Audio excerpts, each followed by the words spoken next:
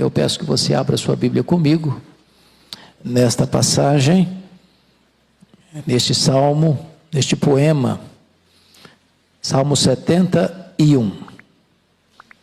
São as súplicas de um ancião. Salmo 71.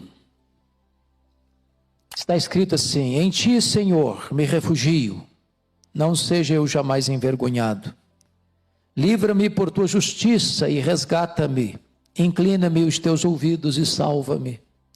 Sê tu para mim uma rocha habitável em que sempre me acolha, ordenaste que eu me salve.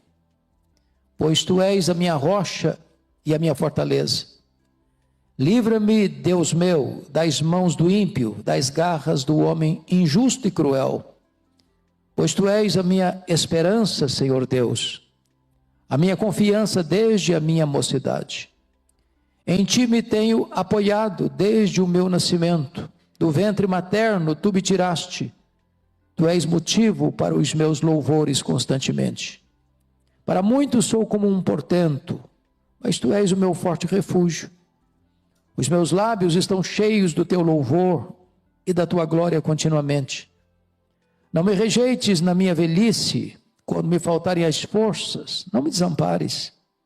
Pois falam contra mim os meus inimigos, os que me espreitam a alma, consultam reunidos dizendo: Deus o desamparou, persegui-o e prendei-o, pois não há quem o livre. Não te ausentes de mim, ó Deus, Deus meu, apressa-te em socorrer-me. Sejam envergonhados e consumidos os que são adversários da minha alma, cubram-se de opróbrio e de vexame os que procuram o mal contra mim. Quanto a mim, esperarei sempre e te louvarei mais e mais. A minha boca relatará a tua justiça e de contínuo os feitos da tua salvação, ainda que eu não saiba o seu número. Sinto-me na força do Senhor Deus e rememoro a tua justiça, a tua somente.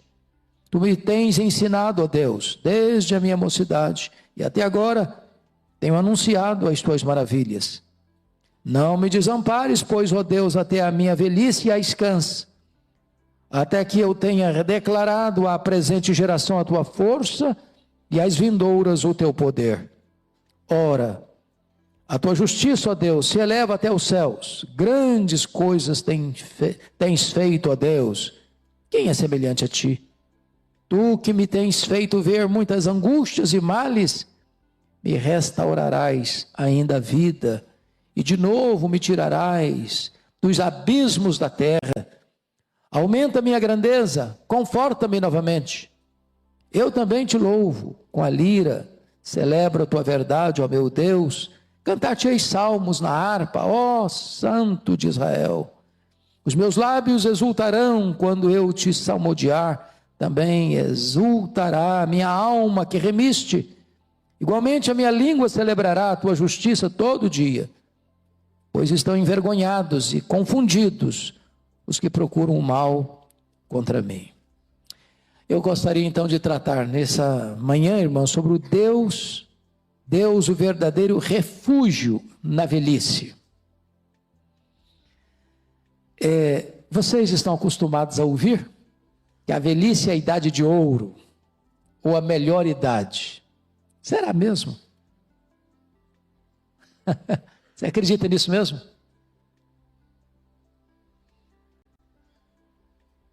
A Bíblia é muito realista quando trata da velhice. Quando Salomão está escrevendo Eclesiastes, ele compara a velhice com uma tempestade e compara a velhice com uma casa que está em ruínas. Na velhice tem coisa boa? Claro que tem. Quem não quiser ficar velho é só morrer jovem. Um dia uma repórter estava entrevistando um homem que estava comemorando 100 anos. E a repórter perguntou: qual o segredo para chegar aos 100 anos? Ele respondeu: só não morrer. A velhice fala de experiência, né? De conhecimento, de maturidade. Mas certamente a velhice tem seus pesos, né? As pernas ficam bambas, os joelhos ficam trôpegos, as mãos ficam descaídas. os olhos ficam embaçados. E as cãs aparecem. E diz os entendidos que cada fio de cabelo branco que brota na sua cabeça é a morte chamando você para um duelo. Então, a velhice tem suas lutas, sim. É por isso que o Dr. Billy Graham, no seu último livro, De Volta para Casa, disse que a velhice não é para os fracos. E para mim, essa frase valeu o livro dele. A velhice não é para os fracos.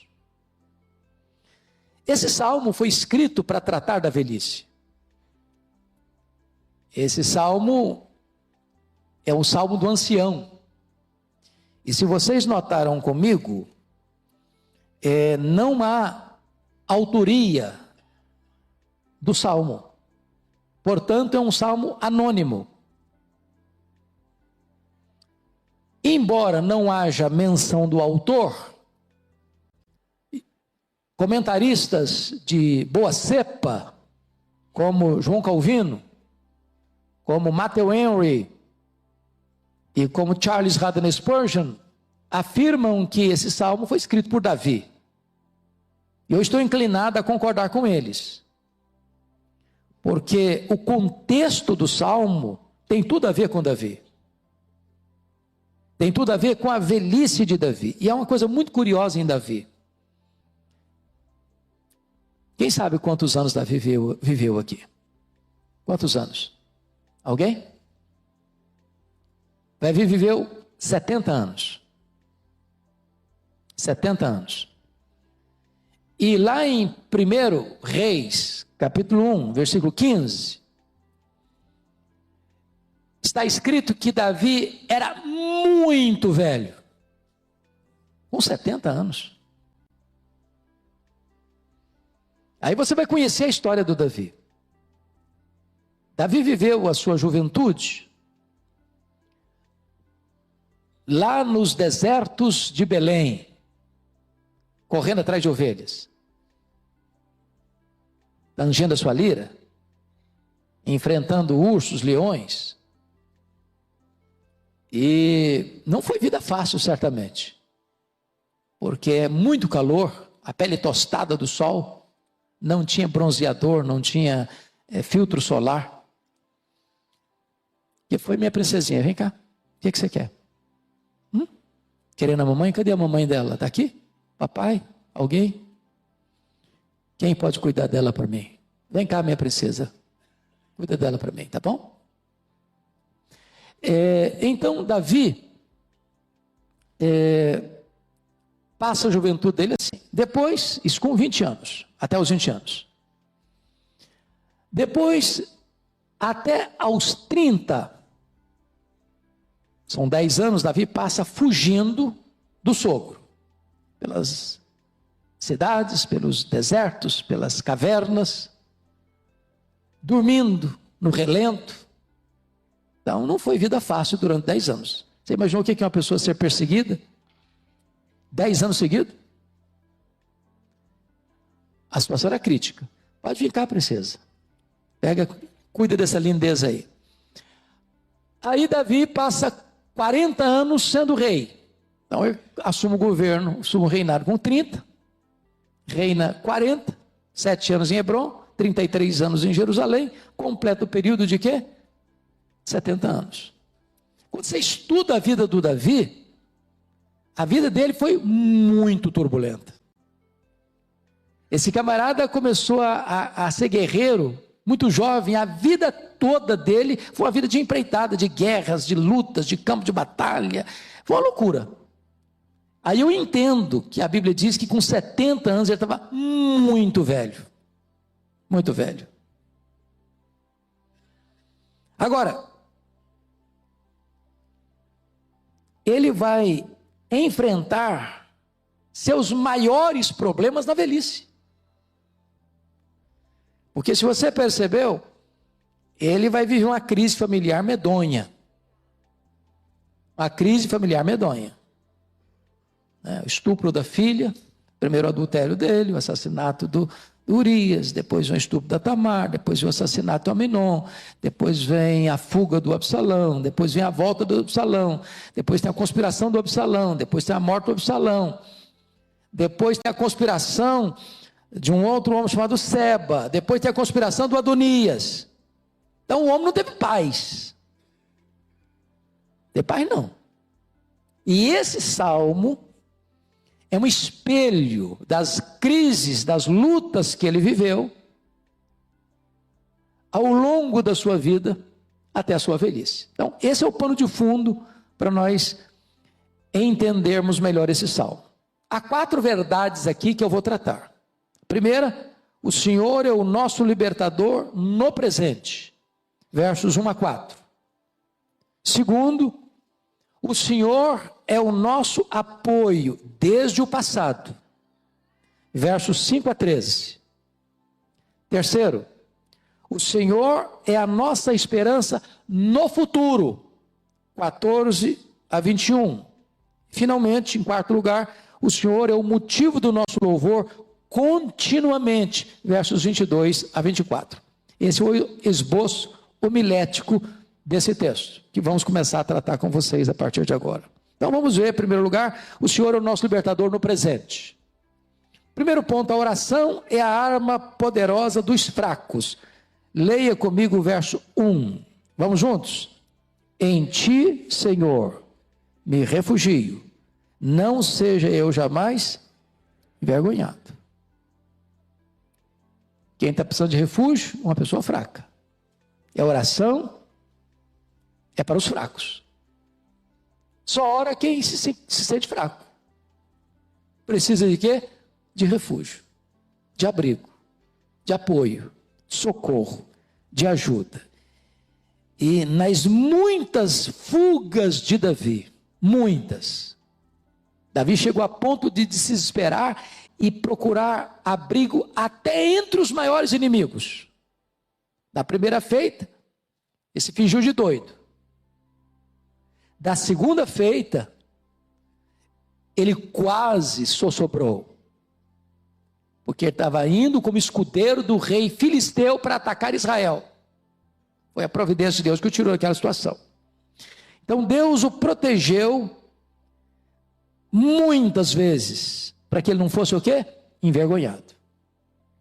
Segundo, a oração não é baseada em méritos, mas na justiça divina. Versículo 2. Livra-me por tua justiça e resgata-me, inclina-me os teus ouvidos e salva-me. Ou seja, não chega para Deus e fala, Deus, eu mereço, eu sou um guerreiro, eu sou um fiel, já matei um leão, já matei um gigante, já matei um leão, um urso, um gigante, eu já livrei Israel de tantos riscos, então, Senhor, eu tenho uma folha corrida de trabalho, e eu estou aqui pleiteando os meus direitos. Não. Ninguém chega diante de Deus reivindicando direitos, com méritos, com a folha corrida de trabalho prestado. Então eu chego diante de Deus já com credenciais, com merecimento suficiente para receber nada. Não, você ora baseado na justiça de Deus e não nos seus méritos pessoais. É isso que Davi está nos ensinando aqui. Terceiro, Deus é a nossa morada mais segura. Versículo 3. Você pode ler comigo 3? Sê tu, para mim, uma rocha habitável, em que sempre me acolha, ordenaste que eu me salve. Se você perceber e ler 1 Samuel, você vai notar que muitas vezes Davi não via saída. Saul vinha para matá-lo, com 3.000 soldados, escolhidos a dedo, e Davi às vezes está num deserto, às vezes Davi está numa caverna, às vezes Davi está num lugar de campo aberto, e quando parecia que o inimigo ia prevalecer, Deus abria um caminho, Deus abria uma porta da providência, Deus arranjava um jeito desse camarada sair. Só que ele vai orar e vai dizer o seguinte, Deus, não é aquela caverna de Adulão, não é aquele deserto lá perto do Mar Morto, o Senhor é a minha morada. E aqui está um ponto muito bonito, porque aqueles que habitam no esconderijo do Altíssimo é que são protegidos. Não é a tranca, não é o alarme, não é o seguro, não é o guarda-costa, não é o capanga, é Deus que cerca você por todos os lados. É Deus quem é o seu escudo. Você só está seguro quando você habita dentro de Deus. Quando Deus é a sua morada, quando Deus é a sua fortaleza, quando Deus é a sua rocha habitável. Aí o inimigo não pode alcançar você. Quarto, Deus é o nosso libertador onipotente. Olha o verso 4 comigo. Livra-me, Deus meu, das mãos do ímpio, das garras do homem injusto e cruel. Eu acho isso aqui interessante porque, parando para visitar a história do Davi, nós poderíamos pensar aqui em alguns inimigos que ele enfrentou, das garras do inimigo. Primeiro, do Saul. Saul é rei. Meus irmãos, quem governa tem os seus cúmplices, tem os seus entregadores, gente que se presta um serviço vil de denunciar, está comprado. E se você ler a história do Davi, muitas vezes Davi ajudava alguém, e esse alguém dedurava Davi para Saul, porque encontrava vantagens, benefícios. Saul era chantagista, e muitas vezes pessoas se rebelavam contra Davi e entregavam Davi para Saul para que ele fosse morto. Foi Saul, depois mais tarde foi o rei Aquis, depois foram os filisteus, depois foi o seu filho Absalão, depois foi Zeba, depois foi Adonis. Foi uma loucura a vida dele, tantos inimigos se levantaram. Mas ele vai dizer: livra-me, Deus meu, das mãos do ímpio, das garras do homem injusto e cruel. Como Deus livra? Me permita lembrar de alguns exemplos das Escrituras. Você lembra do rei Josafá? Está lá em 2 Crônicas 20, quando 3 nações se reuniram para atacar Jerusalém, e não tinha mais chance de reunir uma tropa, de armar um esquema de defesa. E diz a Bíblia que o Josafá teve medo, e clamou a Deus, e jejuou, e conclamou a nação. E Deus disse para ele: olha, essa luta não é sua não, faz o seguinte, forma um grande coral, bota na frente do exército, porque essa batalha é minha. E diz a Bíblia que, tendo o coral começado a cantar e a dar louvores a Deus em altas vozes, Deus pôs emboscada contra o inimigo e eles foram desbaratados. Vamos pegar um outro exemplo. Pega o exemplo de Ezequias. Foi no reinado de Ezequias, aqui em Jerusalém, no sul, que as 10 tribos do norte caíram nas mãos da Síria. A Síria tinha se levantado como o mais poderoso império da época. A Síria era um império tão perverso que eles chegavam nas cidades, ao conquistá-las, pegavam os homens, decepavam a cabeça, decapitavam e empilhavam as cabeças na porta da cidade, dizendo: ninguém pode me resistir. E depois de derrubar o reino do norte, das 10 tribos do norte, o rei da Síria se reúne ao redor de Jerusalém com mais de 180 mil soldados. Isso era mais do que a população de Jerusalém. E então o rei Ezequias recebeu um recado para se render, que ninguém podia livrá-lo. E diz a Bíblia que Ezequias ora, que Isaías orienta ele, e que Deus livraria a cidade.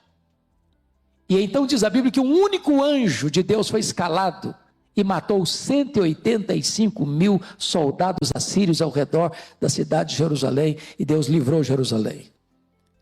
Deus ainda é o mesmo, Ele traz livramento para nós.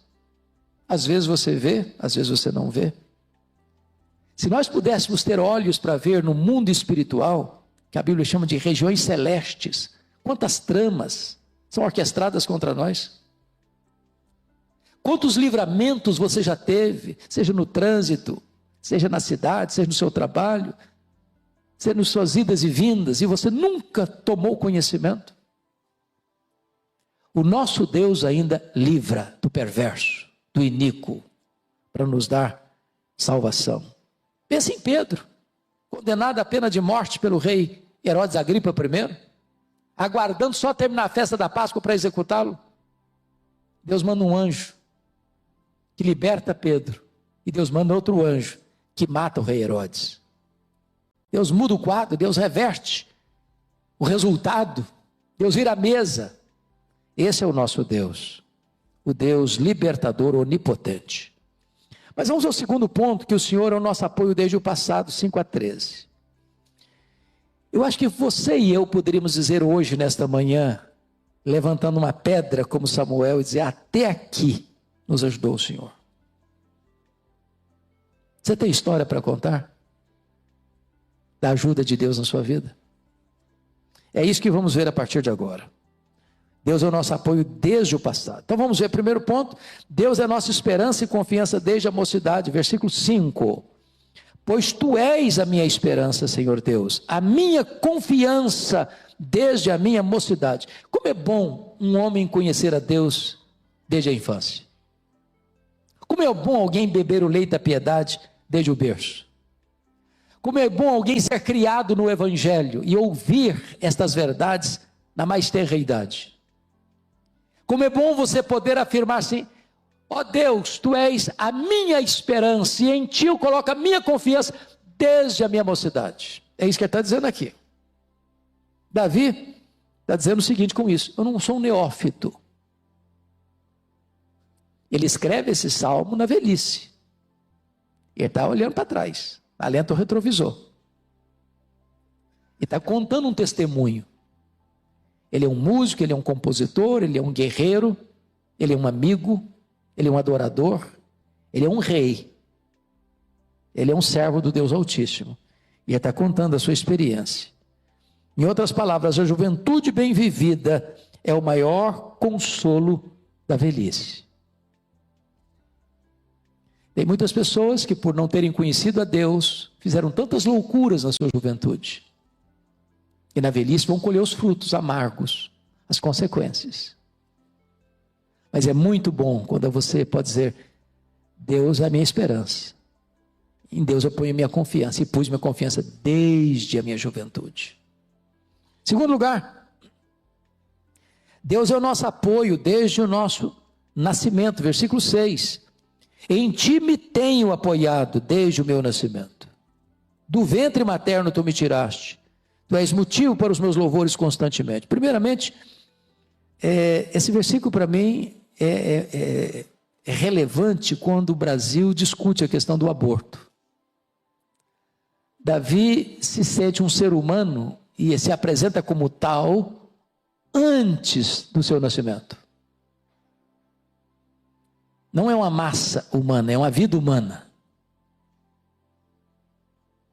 Não é uma verruga pestilenta, é um ser humano. Mas vejam vocês, a expressão em ti me tenho apoiado é uma espécie de presente contínuo. Eu não me apoio em Deus agora na velhice, em ti me tenho apoiado desde o meu nascimento. Ou seja, uma história de vida com Deus. É um testemunho de dependência de Deus e de cuidado de Deus, de livramento de Deus, de socorro e de suporte de Deus desde o começo. Concepção, nascimento, infância, juventude, velhice, ou seja, ponta a ponta, de A a Z, do nascimento ao fim da vida, Deus foi refúgio para ele. Terceiro, Deus é o nosso refúgio apesar dos nossos dramas pessoais. Versículo 7, leia comigo 7, por favor. Para muitos sou como um portento, mas tu és o meu forte refúgio. A palavra portento significa maravilhas, mas aqui no contexto, ele está olhando do ponto de vista negativo. Aqui poderia ser traduzido por espetáculo, horrendo. É por isso que vem, notem vocês, a conjunção adversativa. Se tivesse a palavra no positivo, não teria sentido a conjunção adversativa, mas o que ele está mostrando aqui é que, apesar dos inimigos, ou para muitos, ele ser como um espetáculo horrendo, um fracassado, vai ser derrotado, não vai conseguir sair dessa. Ele diz, mas tu és o meu forte refúgio. Pode chegar momento na nossa vida, irmãos, que a gente passa por revés. Vai chegar a hora que diz, olha, dessa você não sai.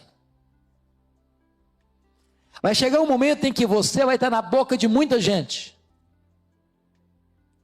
dizendo, olha, aquele cara lá fracassou. Ele não levanta mais. Ele não sai mais dessa. Ele entrou agora numa situação de encurralamento e dessa ele não escapa. É nessa conjuntura que ele está dizendo, no versículo de número 7, mas tu és o meu forte refúgio. Na hora H, Deus dá o livramento. Deus dá a proteção. Quarto, Deus é a razão e o alvo do nosso louvor. Versículo 8. Os meus lábios estão cheios do teu louvor e da tua glória continuamente. Se existe uma coisa que marca a vida do Davi, com algumas exceções, porque chegou um momento em que Davi fraquejou. Vocês que conhecem a história dele. Por exemplo, quando ele vai a Nobe, ele está fugindo do Saul desesperado. Ele já procurou ajuda no Samuel, ele já procurou ajuda no Jonatas, e agora ele vai procurar ajuda lá no sumo sacerdote em Nobe. E ele chega contando uma mentira. Me enviaram uma missão secreta, tem que deixar meus homens com as armas e tal. Contou uma lorota lá, pediu ajuda, pediu comida, pediu arma. Ele que tinha derrotado o gigante Golias, não é que Deus salva, não com espada, não com lança, não com escudo, agora está querendo uma arma. E pega exatamente a espada do Golias, que estava guardada lá, fraquejou. Consequência do fraquejo dele, 85 sacerdotes morreram. E ele se sente culpado por isso. Ele fraquejou quando ele buscou abrigo, asilo lá no território filisteu em Gate. E quando ele percebeu, ele estava preso, sob custódia, no território do inimigo, na casa do inimigo. E esse fingiu de doido, começou a babar, vazar saliva pela barba, esgravatando nos postigos. O rei falou, esse cara está doido, esse cara não oferece perigo não, manda esse cara embora, está biruta da cabeça. Incredulidade. A pior de todas dela, para mim, foi no capítulo 27,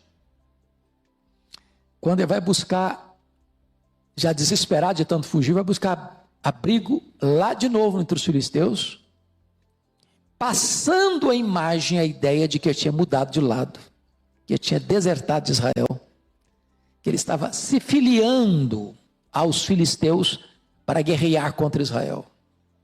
Tinha virado a casaca. E ele mentiu esse tempo todo, mais de um ano. Guerreando as guerras de Israel, mas dando um relatório para o rei Aquiles, estava guerreando as guerras filisteias. Então Davi teve momentos de fraqueza. Você não tem, não? Mas aqui, apesar dessas horas de fraqueza, ele vai dizer, os meus lábios estão cheios do teu louvor e da tua glória continuamente. Porque também Davi tinha um ponto, ele é um camarada que, ao ser confrontado, ele baixava a cabeça. Ele não era como Saul. Saul era confrontado e dava desculpa. Era confrontado e botava a culpa nos outros. Davi não. Ao ser confrontado, não, eu pequei, não, eu errei. Vamos recomeçar. Quinto lugar, Deus é o nosso amparo na velhice. Versículo 9. Leia comigo 9. Não me rejeites na minha velhice. Quando me faltarem as forças, não me desampares. Por que ele está dizendo isso? Porque as maiores crises de Davi foram vividas na sua velhice. Você já imaginou o que é um cara velho? Ele está velho. Tem que fugir a pé, descalço, de noite, com a cabeça coberta, sabendo que a maioria do seu povo o abandonou, que seu próprio filho marcha com seu exército rebelde para Jerusalém, para matá-lo. Sabe o que é esse homem saber? Que o seu conselheiro, Aitofel, que diz a escritura, que o conselho dele era como um oráculo divino, o cara acertava todas, a palavra dele era a orientação certa e segura. e que o seu conselheiro tinha debandado para o exército inimigo, liderado pelo seu próprio filho? Você sabe o que é um homem saindo de Jerusalém e o inimigo dele sai gritando atrás dele, jogando pedra nele, amaldiçoando a vida dele?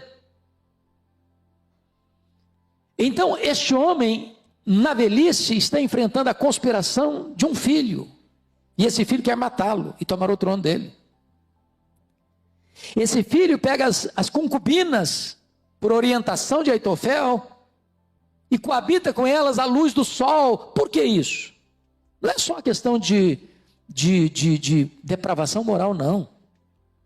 A cultura da época é que não havia maior afronta para um rei do que alguém deitar-se com a concubina do rei. Isso era uma traição, isso era uma espécie de querer tomar o trono, tomar a coroa.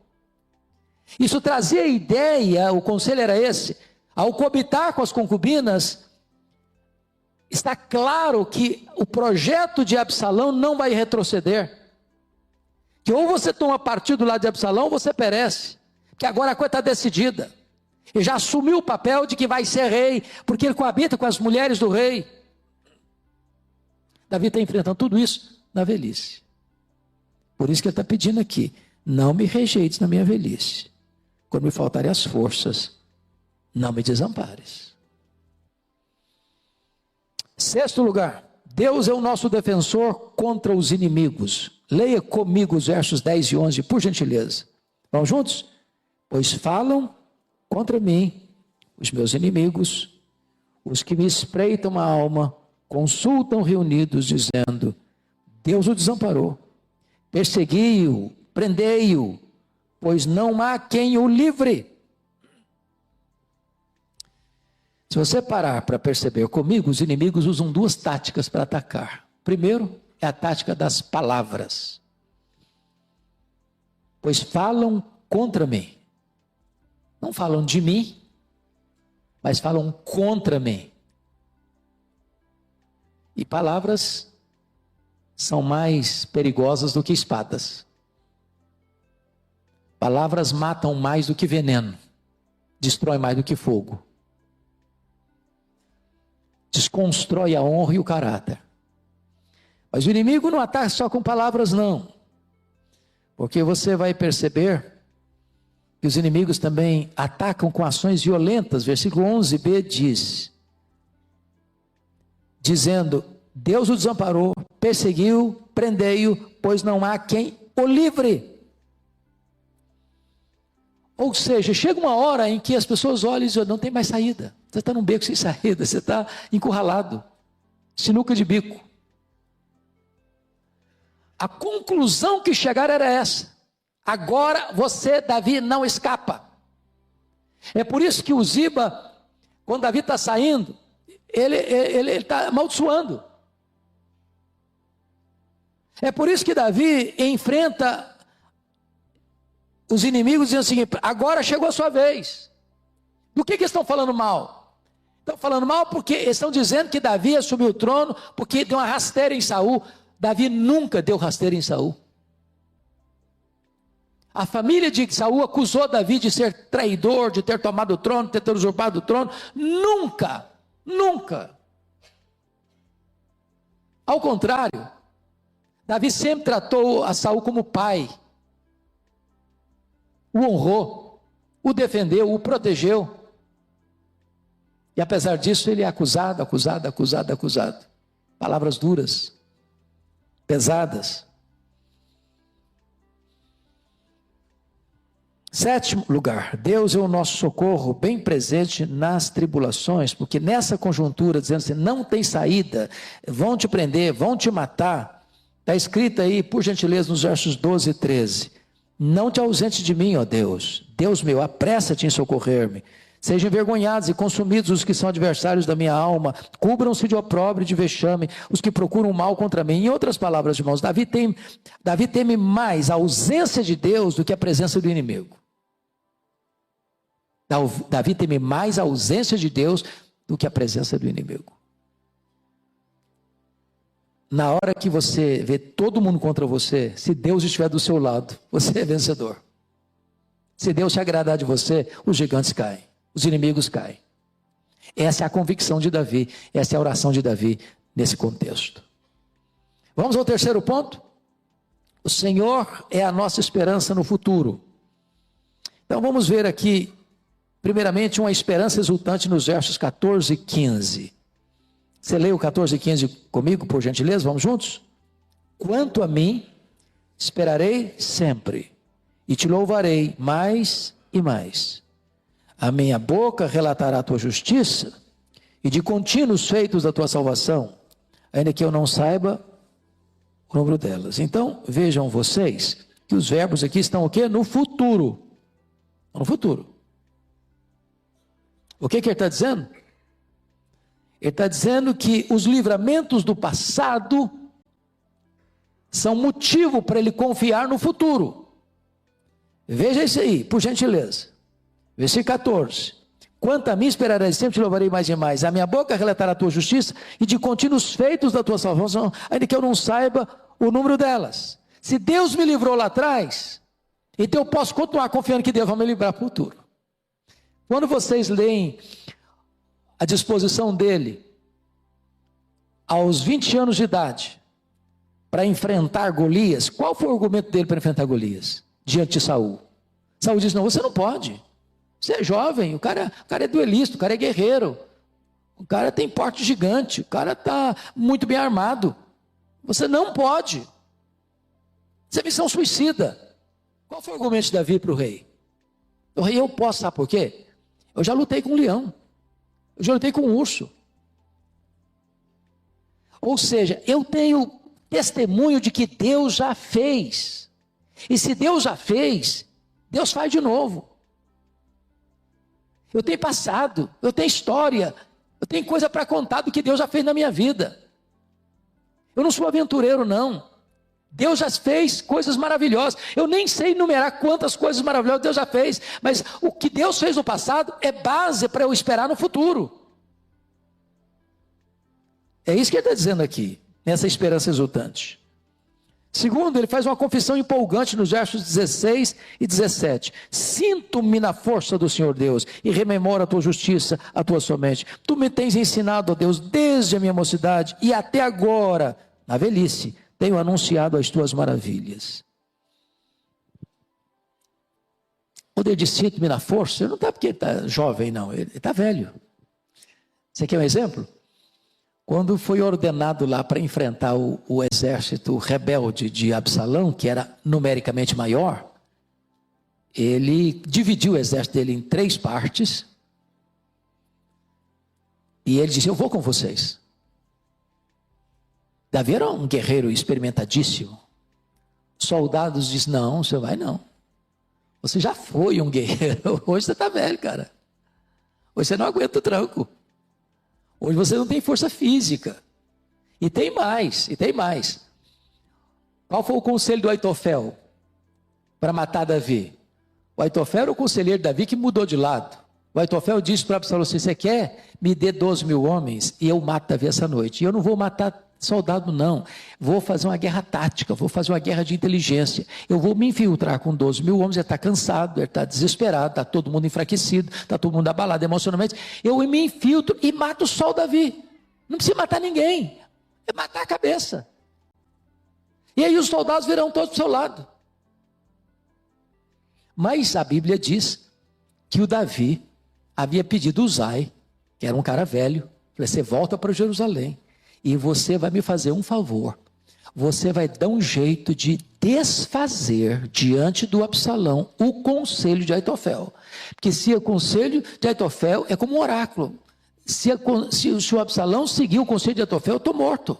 Então você vai entrar lá, vai se infiltrar lá e vai dar um jeitinho de dar uma mudada no conceito de conselho. Você vai superar o conselho de Aitofel. E claro que a mão de Deus está no negócio.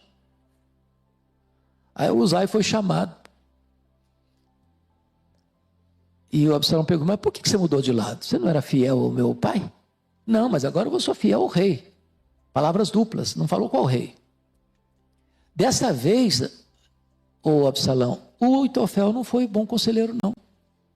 Você sabe que o seu pai é guerreiro. Você sabe que ele está com uma ursa feroz. Você acha que o Davi iria dormir junto com seus soldados? Você está maluco? Ele está escondido uma hora dessa. Ele está elaborando um projeto de ataque. E tem uma coisa, se você se infiltrar lá com 12 mil homens e alguma baixa vier no seu exército, isso vai circular no país inteiro e você vai fracassar no começo. Você sabe uma coisa? Tem que ter tempo. Você tem que reunir todo o exército da nação, de cima a baixo, de Dan a Berseba, de norte a sul, e você vai juntar um exército tão grande, tão grande, tão grande, e tem mais, Absalão, você é o líder, você vai na frente, você é o grande general, você é o cara. Encheu a bola do Absalão, dando tempo para Davi se articular, montar uma estratégia.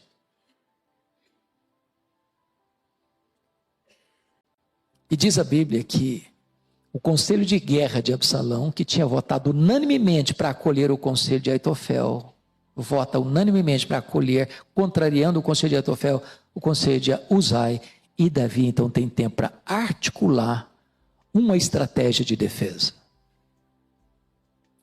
O Aitofel ficou tão triste e chateado quando percebeu que o seu conselho não foi atendido, era a única chance de matar Davi, que ele voltou para sua casa, arrumou seus negócios, se pendurou numa corda e se enforcou. Agora vejam vocês, que quando Davi quer entrar na batalha, você não pode, você não tem condições. Mas notem comigo então, versículos 16 e 17, ele diz: me sinto na força do Senhor Deus, e rememoro a tua justiça, a tua somente. Tu me tens ensinado, ó Deus, desde a minha mocidade, até agora tenho anunciado as tuas forças. Tem hora que me sinto fortalecido, né? Me sinto na força, não é física não. É força emocional, é força espiritual, é força moral. Você pode estar aí andando com passos lentos e se sentindo um leão na força do Senhor. Essa é a força que Davi está experimentando aqui. Terceiro lugar, uma súplica confiante no versículo 18. Não me desampares, pois, ó Deus, até a minha velhice às cãs, até que eu tenha declarado à presente geração a tua força e à vindoura o teu poder. Isso é preciosíssimo, porque está querendo que Deus o ampare até a sua velhice, até as cãs, até o final da jornada, com dois propósitos. Quais são os dois propósitos aí? Primeiro, declarar à presente geração a força de Deus. Segundo, declarar à futura geração o poder de Deus. E aqui tem um ponto da mais alta importância para nós, irmãos. A necessidade de passar o bastão. Passar o bastão. Você vai hoje para a Europa e vê que as igrejas estão vazias. Os pais falharam em passar o bastão da fé para os filhos. Você vai para os Estados Unidos e Canadá e as igrejas históricas estão se esvaziando e se esvaziando e se esvaziando. Os pais não passaram o bastão da fé para os filhos.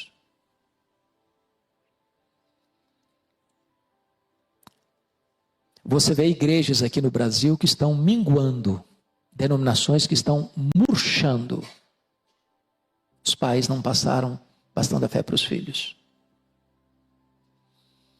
Nessa viagem agora, nós fomos muito impactados ao visitar Torre de Pelice, perto de Turim, na Itália, onde tem ainda o remanescente dos valdenses.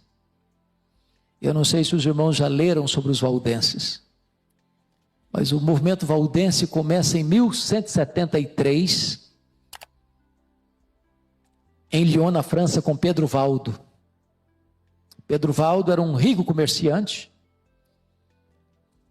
e ele, lendo as escrituras, cópias das escrituras, porque estou falando de antes da imprensa, a imprensa veio em 1450, se converteu, abriu mão da sua riqueza para tornar-se um pregador itinerante.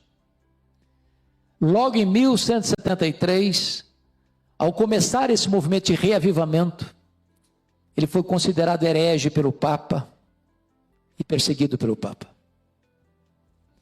E eles entendiam uma coisa: não tem como levar esperança para as pessoas, a não ser que você ensine Bíblia para as pessoas. Eles começaram a treinar pregadores itinerantes chamados os barba, os tios. Agora escute isso: eles memorizavam a Bíblia, literalmente memorizavam a Bíblia. Haviam poucas cópias de Bíblia, e para você ter uma ideia, uma cópia de uma Bíblia custava o salário de um trabalhador durante um ano inteiro. Nas perseguições daqui, dali, da acolá, muitas vezes o Papa conseguiu queimar todas as cópias de Bíblia que eles tinham, mas eles tinham a Bíblia de cabeça e conseguiam copiar tudo de novo. A maior coisa para eles era ensinar os filhos a fé, passar o bastão da fé para os filhos. Memorizar a Bíblia. Eles ficaram 400 anos na clandestinidade, sem poder dizer nós somos os valdenses, porque eles viviam escondidos, pregando a palavra de Deus. Quando chega a reforma, no século XVI, eles saem da clandestinidade e se associam à reforma calvinista. Guilherme Farel, que recebeu Calvino em Genebra, reuniu-se com eles muitas vezes. E eles mantiveram a sua fé acesa. Perseguidos e massacrados. Depois você entra no Google e leia sobre a Páscoa que aconteceu em 1655, nessa região de Torre de Pelícia, onde o Duque de Saboia deu uma ordem para eles ou se juntarem à Igreja Romana ou abandonarem suas casas e suas terras. Deu 20 dias para eles fazerem isso, mas era uma traição. Eles não voltaram para a Igreja Romana, eles deixaram suas casas, suas terras, subiram os Alpes gelados, era inverno, com seus velhos, seus doentes, suas crianças. E quando eles estavam lá, achando que estavam em segurança, o Duque de Saboia deu uma ordem para eles serem massacrados. 4 horas da manhã, aquilo que era chamada a Páscoa deles, os algozes chegaram e decapitaram os homens, jogavam as crianças com a cabeça na pedra, cortavam os braços, as pernas, deixavam sangrar até morrer. Pegavam as jovens, estupravam as jovens na frente de seus pais. Pegavam os homens e amarravam nas árvores dos seus quintais e cravejavam o coração deles com setas. Naquela noite foram mortos 1.700 pessoas. Um massacre. Isso revoltou a Europa. Os reformadores deram apoio para eles. Oliver Cromwell na Inglaterra os apoiou, os recebeu, e eles voltaram oportunamente para sua terra, para essa região de Pelícia. E está lá na igreja uma grande frase na parede: estamos de volta para defender a nossa fé, para pregar o Evangelho, e seremos fiéis a Deus até a nossa última gota de sangue. O que é importante, irmãos, aqui é esta ideia aqui de falar às futuras gerações, ensinar os nossos filhos, passar esta fé, passar esse bastão. Porque se nós falharmos em passar o bastão da fé para os nossos filhos, isso é uma corrida de revezamento. A geração que saiu do Egito morreu no deserto, a geração que nasceu no deserto entrou na terra prometida, a geração que nasceu na terra prometida não conhecia Deus mais. Então esse é um ponto vital que esse texto está nos ensinando. Versículos 19 e 20, confira comigo um testemunho vibrante. Vamos ler juntos comigo? Ora, a tua justiça, ó Deus, se eleva até os céus. Grandes coisas tens feito, ó Deus, Quem é semelhante a ti? Tu me tens feito ver muitas angústias e males, me restaurarás ainda a vida. O que ele está dizendo? Ele está dizendo que Deus é o Deus da disciplina e Deus é o Deus da restauração. Deus o fez ver muitas angústias como consequência do seu pecado, mas Deus também o fez ver a sua restauração. Isso é maravilhoso. Deus disciplina porque ama, Deus restaura por sua graça. Muito bem. Veja comigo, um pedido veemente no versículo 21, aumenta a minha grandeza, conforta-me novamente. E eu gosto dessa expressão porque ele está pedindo isso no contexto em que ele perdeu o trono, vocês sabem disso, houve um golpe de Estado. Quem foi o autor do golpe de Estado? Absalão. Ele perdeu o trono. E ele está pedindo para Deus, aumenta a minha grandeza, Senhor, ou seja, me devolva a coroa, Senhor, me dê a bênção de voltar ao meu trono. E Deus o cumpriu. E aqui eu quero concluir com o último ponto, irmãos, o Senhor é motivo do nosso louvor continuamente, nos versos 22 a 24. Leia comigo esses 3 versículos em voz alta, por favor, vamos juntos. Eu também te louvo com a lira, celebro a tua verdade, ó meu Deus. Cantar-te-ei salmos na harpa, ó Santo de Israel. Os meus lábios exultarão quando eu te salmodiar. Também exultará a minha alma, que remiste. Igualmente a minha língua celebrará a tua justiça todo dia, pois estão envergonhados e confundidos os que procuram mal contra mim. Ou seja, ele escreve esse salmo a partir do momento em que ele retorna a Jerusalém, ele retorna ao trono, ele vê os seus inimigos desarticulados e vencidos, ele vê toda a forma de conspiração contra ele debelada. Porque logo que ele volta, ele nem chega bem se instalar, uma outra rebelião se formou. E é curioso que o Davi, dentro das muitas coisas, eu vou terminar aqui, começa a entender que o chefe da polícia dele, o chefe do exército dele, o comandante dele, é um cara osso duro de roer, era seu sobrinho. O Joabe. O Joabe, ele era muito fiel a Davi, mas tinha hora que ele não obedecia a Davi. Então ele matou, a contragosto de Davi, o comandante Abner. Davi tinha pedido para as pessoas serem leais, ter misericórdia do Absalão. Ele matou o Absalão, filho de Davi. O mesmo cara que intercedeu para trazer o Absalão de volta, matou o filho do rei. Aí quando Davi chega no trono de novo, ele demitiu o Absalão, demitiu o Joabe. E nomeou Amasa, que era o chefe do exército rebelde, do Absalão. Aí Davi nomeia o Amasa, para tentar fazer uma política de boa vizinhança, para tentar reagrupar as pessoas, juntar os cacos. Só que montou uma outra rebelião, lá nas 10 tribos do norte. Aí o Davi chamou o Amasa e falou, você vai reunir as tropas e vai debelar essa rebelião. O Amasa não aparece na hora aprazada. Aí o Davi nomeia o irmão do Joabe para comandar. Só que o Joabe era muito forte. Quem vai liderar e vencer essa rebelião é o Joabe. Quando chega, é o Joabe que chega com o comandante. O Davi não teve cancha para vencer o Joabe. O comandante ficou maior que o rei. O certo é que o contexto é que mais tarde esse Joabe vai morrer. Governo do seu filho. Salomão.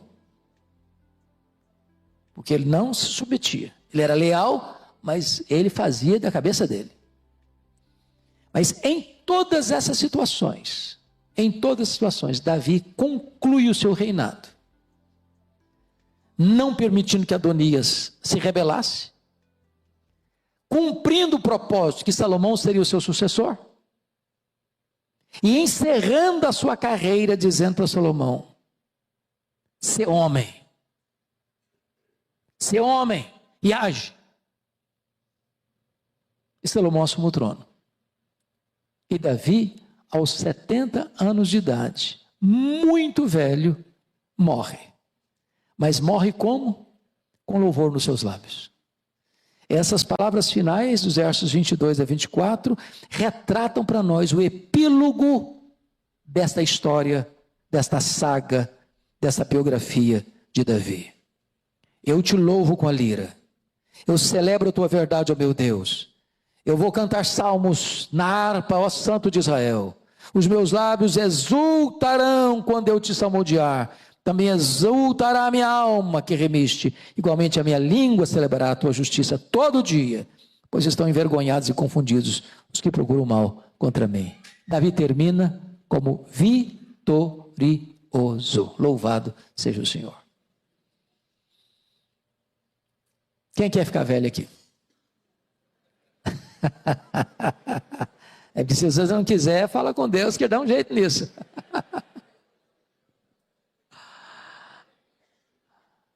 Pois é. Que Deus nos ajude a atravessar os anos da nossa vida confiando em Deus.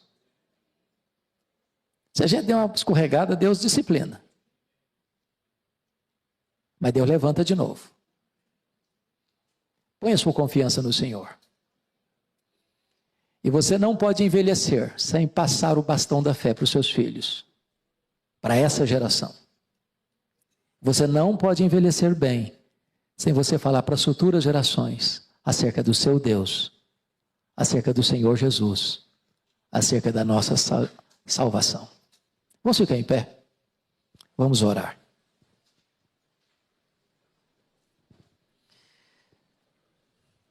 Ó Deus, nós te louvamos pela história do rei Davi, pelo legado que ele deixou. Seja nos seus pontos altos, nos seus pontos baixos, nos seus avanços, nos seus recuos. Em todas as coisas nós aprendemos. Aprendemos o que fazer e o que não fazer. Assim como Davi, desde o seu nascimento até a sua velhice, experimentou o teu cuidado, o teu livramento, a tua proteção. Dá-nos também a bênção de ver a tua mão poderosa, trazendo direção e livramento para a nossa vida. Ajuda-nos, Deus, a na hora do desespero, dos inimigos nos espreitando, não perdermos a calma, nem a confiança em Ti. Sabendo que Tu estás no trono e tem as rédeas da história nas Tuas mãos. Dá-nos a bênção de ver o Teu socorro e o Teu livramento.